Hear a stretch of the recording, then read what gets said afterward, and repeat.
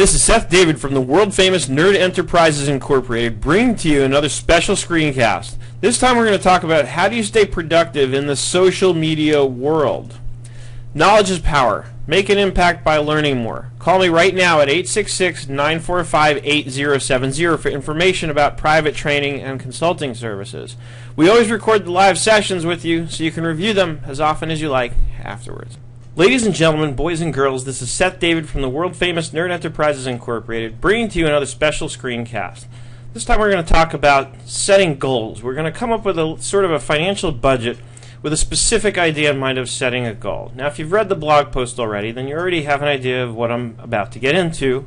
If you haven't, you may want to pause the video and go read that. Probably helpful to have a little bit of that sneak preview into what you're about to see.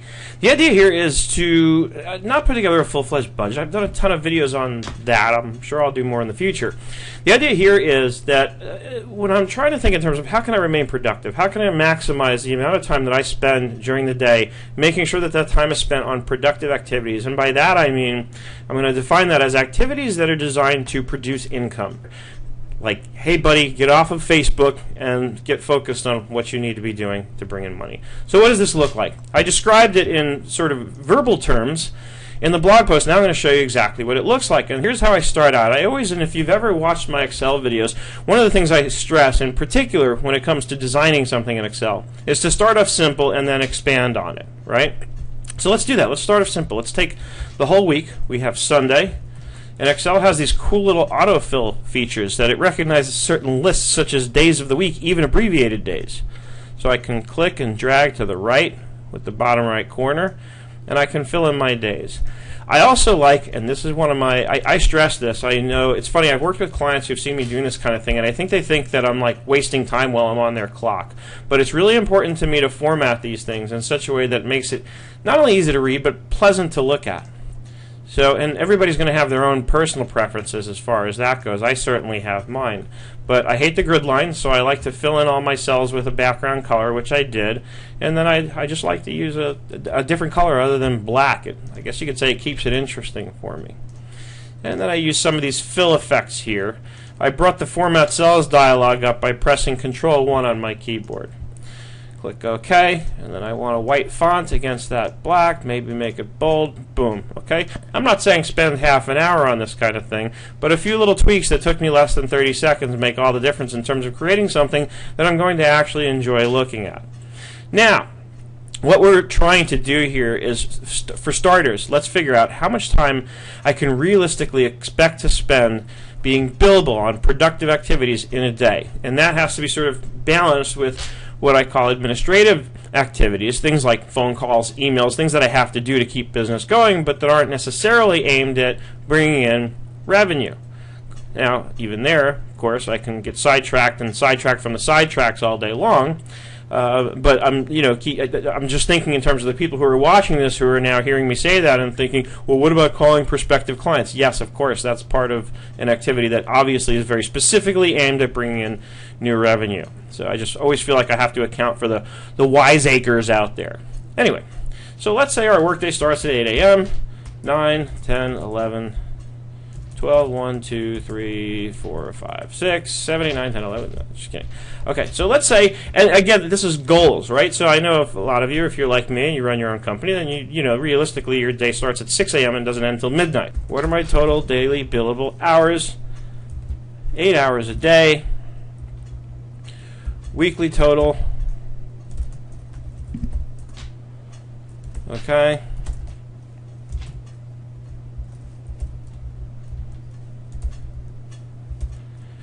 $40 billable hours. In theory, if I work from 8 to 6, taking an hour at the beginning, an hour at the end, and an hour for lunch for administrative stuff, I can still get 40 billable hours a week, realistically. Now I simply have to look at what's my rate. So let's say my average hourly billing rate is $55.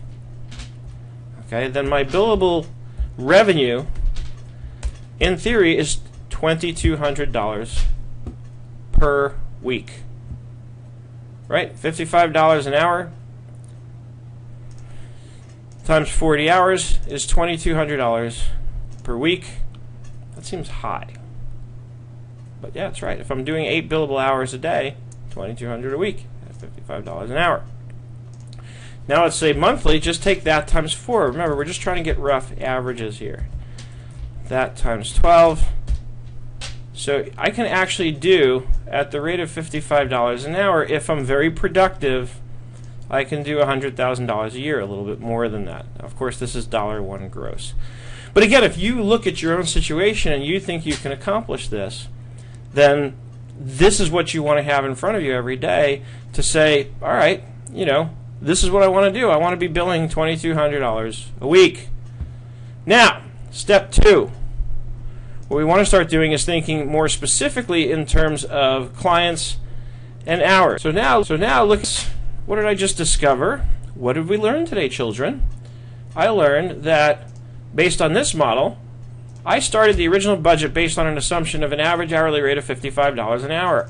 And then what I did was I said, all right, let's look at specific clients, and what I start to learn is I can easily exceed this goal of $2,200 a week when I lay it out, assuming I have this kind of rate structure, and assuming I can actually legitimately put in this number of hours on these clients. Now, of course, you can't push hours on a client just to generate revenue. The idea here is we're assuming that you really do have 4 hours a week worth of work that this client needs you to do.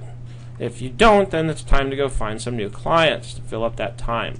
But this is also a way for you to see, where do I have gaps in my schedule? For example, if I know that I really don't ever want to work more than 8 hours in a day because I want to keep properly balanced in my life, then what I do is once I have every day of the week filled up to 8 hours, once I've filled up my Fridays, then it's time to go hire somebody and give the work to them to lighten up my Friday load, right?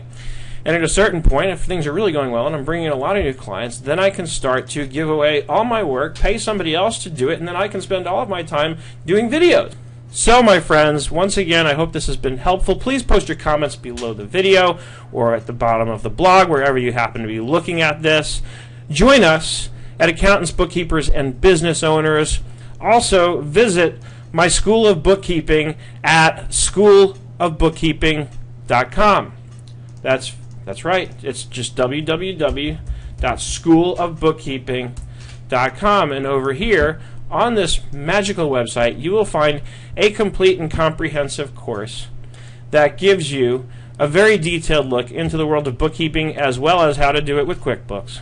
Starting from an introduction to T-account, normal balances, all the way down to even a special chapter on how to enter payroll, because that's a big one. But you'll see I've got the whole outline here. Come here to the site, schoolofbookkeeping.com.